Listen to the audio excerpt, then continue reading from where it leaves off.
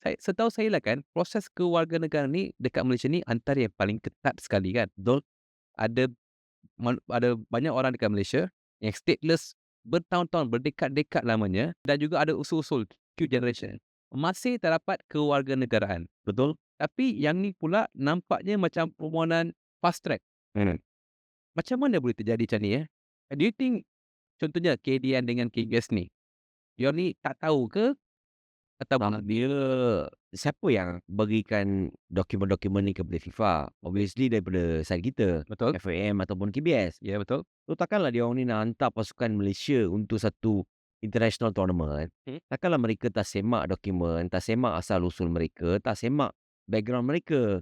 Tak, mereka cakap pegawai salah upload dokumen. Pula dah. Dah dapat nak kambing golek.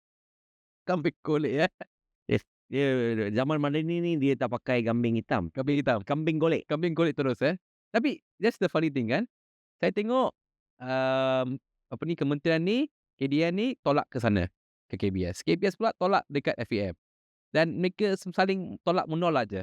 Tak ada pula siapa yang mengambil tanggungjawab bila nama Malaysia dah busuk di peringkat antarabangsa. Do you think that's correct? Sebenarnya somebody must tampil lah bertanggungjawab.